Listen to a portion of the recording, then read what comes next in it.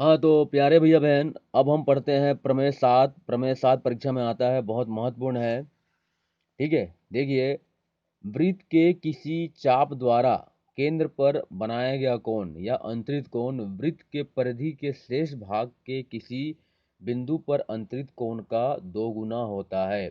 अब इसको चित्र के माध्यम से समझिए। देखिए,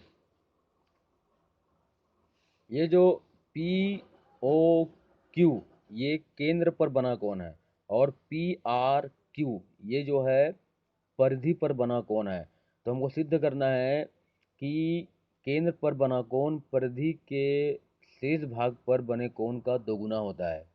मतलब यहाँ पर जो कोण बनेगा ये वो इसका दोगुना होगा, मतलब आर का दोगुना ओ होगा ये। ठीक है, बता रहा हूँ, आगे देखिए। तो सिद्ध करना है तो ज्ञात है, वृत्त के एक चाप पी क्यू द्वारा केंद्र पर बना कोण कोण पी ओ क्यू है, और शेष परिधि के आर बिंदु पर बना कोण कोण पी आर क्यू है। अब देखिए, ये जो पी ओ क्यू है यह केंद्र पर बना कोण है, और पी आर क्यू जो है परिधि पर बना कोण है। इसको ज्ञात है करके लिखना पड़ेगा। अब आगे दिया है, सिद्ध करना है कि कोण पी ओ क्यू बराबर 2 पी आर क्यू। केंद्र का कोण दुगुना होता है परिधि पर बने कोण का, ये सिद्ध करना है। रचना, बिंदु आर को केंद्र ओ से मिलाते हुए एम तक आगे बढ़ाया। ये देखिए, ये आर से एक लंब डाले हैं जो ओ से टच करते हुए आगे एम तक बढ़ाया गया है। ठीक है। उत्पत्ति, त्रिभुज पी ओ आर में ये है पी ओ आर, ये त्रिभुज पी ओ आर में कोण ओ पी और ओ आर बराबर है, क्योंकि त्रिज्याएं हैं और त्रिज्याएं हमेशा समान होती है। कोण ओ पी आर और कोण ओ आर पी त्रिभुज की बराबर भुजाओं के सम्मुख कोण है। ठीक है, सम्मुख कोण हमेशा बराबर होता है। ये जो ये O P R O Q R ये सम्मुख कोण है और ये हमेशा बराबर होता है। तो अब क्या हो गया, कोण पी ओ एम बराबर है कोण ओ पी आर धन कोण ओ आर पी बहिष्कोण। बहिष्कोण प्रमेय से ये हुआ है।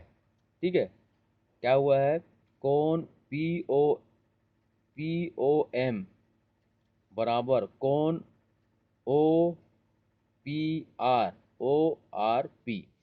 मतलब बहिष्कोण प्रमेय से ये दोनों कोण का योग हो जाएगा, इन दोनों कोणों का योग इसके बराबर होगा। तो ये दोनों आपस में बराबर है, हमने सिद्ध किया बराबर है, इसलिए इसको हमने मान लिया है ओ आर पी। तो तात्पर्य यह है, यहाँ पर देखिए कैसे होगा। अब ये दोनों कोण बराबर है, यहाँ पे लिखा हुआ है, तो मैं इसको लिखूंगा कोण पी ओ एम। देखिए, दोनों कोण बराबर है, दोनों कोण बराबर है, इसलिए मैं लिखूंगा यहाँ करके कोण पी ओ एम बराबर। अब ये दोनों कोण बराबर है, तो मैंने इसके जगह लिख दिया है ओ आर पी। तो ये हो जाएगा कोण ओ आर पी धन कोण ओ आर पी। तो ये एक और एक जुड़ के हो जाएगा 2। इसी की लिखा है कोण पी ओ एम बराबर 2 ओ आर पी, समीकरण 1। ठीक है। इसी प्रकार त्रिभुज क्यू ओ आर में सेम इसी प्रकार सिद्ध करेंगे क्यू ओ आर में। ठीक है, तो लिखेंगे ओ क्यू ओ आर बराबर है, क्योंकि त्रिज्या है, और ओ आर क्यू त्रिभुज की बराबर भुजाओं के सम्मुख कोण बराबर होते हैं। जैसा हमने ऊपर सिद्ध किया सेम ऐसे यहाँ पे सिद्ध करना है। और कोण क्यू ओ एम बराबर कोण ओ आर क्यू धन ओ आर क्यू बहिष्कोण प्रमेय, जैसा हमने पहले में सिद्ध किया है सेम वैसी दूसरे में सिद्ध करेंगे। तो कोण क्यू ओ एम बराबर हो जाएगा 2 कोण ओ आर क्यू, समीकरण 2। ठीक है, अब समीकरण 1 और 2 को जोड़ेंगे। ठीक है, अब देख लीजिए कि क्यू ओ एम कौन सा है। देख लीजिए, क्यू क्यू एक क्यू है, ओ है और एम है। पहले हमने लिए थे पी ओ एम, अब हमने लिए हैं क्यू ओ एम। तो इस त्रिभुज के लिए हमने ये सिद्ध किए हैं कि ओ आर ओ क्यू त्रिज्या बराबर है कोण ओ आर क्यू, क्योंकि त्रिभुज की बराबर भुजाओं के सम्मुख कोण है। अब देख लीजिए कौन सा कोण है, ओ ओ आर क्यू ओ, ठीक है, देख लीजिए O R, sorry, O R Q, ये वाला कोण, ठीक है। और उसके बाद है ओ क्यू आर, मतलब ये वाला कोण, मतलब ये कोण और ये कोण, पहले के लिए हमने ये कोण और ये कोण लिए थे, अब दूसरे के लिए हमने ये कोण और ये कोण लिए हैं, ठीक है।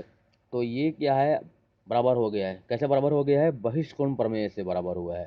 तो इस प्रकार कोण और ये दोनों कोण आपस में बराबर है, ठीक है।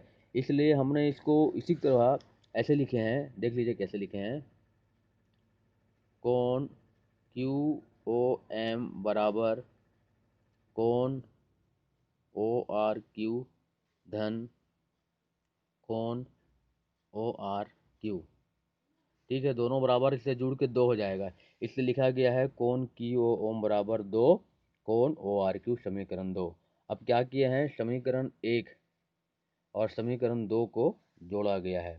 समीकरण एक क्या है, पी ओ एम, समीकरण दो क्या है, क्यू ओ एम बराबर ये दो ओ आर पी और दो ओ आर क्यू, समीकरण एक और दो को जोड़ने के बाद। अब उसके बाद क्या होगा, दोनों से जाए, दोनों से क्या होगा, दो जो है कॉमन निकल जाएगा, ठीक है। देखते हैं कैसे हुआ है, देखिए दोनों से दो कॉमन निकाला गया है और इसको जोड़ दिया गया है, ओ आर पी धन ओ आर क्यू। अब देखिए यहाँ पे मतलब पी ओ क्यू कैसे आ गया, देख लीजिए चित्र से, देखिए ये जो पी ओ क्यू है दो कोण में बढ़ गया है, पी ओ एम और क्यू ओ एम, इसलिए पी ओ एम और क्यू ओ एम को मिला के लिख दिया गया है दो पी ओ क्यू। देख लीजिए पी ओ एम और क्यू ओ एम को मिला के लिख दिया गया है पी ओ क्यू, क्योंकि दोनों कोण जो है यहीं पे बना हुआ है, इसी का एक भाग है, ठीक। आगे देखिए,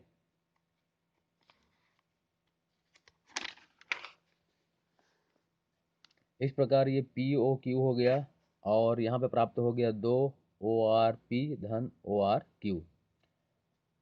अब ये ओ आर पी और ओ आर क्यू दोनों जो है पी आर क्यू के भाग हैं, ठीक है। देख लीजिए ये कैसे हुआ है, ये देख लीजिए जो दो कोण मिला है वो इसके ही दो भाग हैं, ठीक है।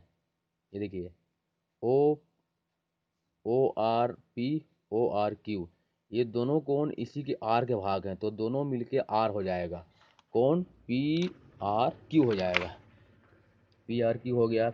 अर्थात सिद्ध होता है कि केंद्र पे बना कोण परिधि पे बने कोण का दो गुना होता है, ठीक।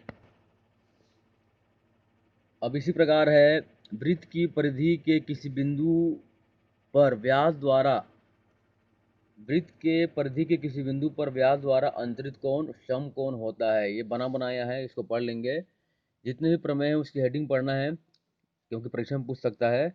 इस प्रमेय को पढ़ लेंगे, उदाहरण 9 पढ़ लेंगे, उदाहरण 10 को देख लेंगे, ठीक है। फिर आगे जो महत्वपूर्ण प्रमेय है, प्रश्न है, हम आपको बताएंगे।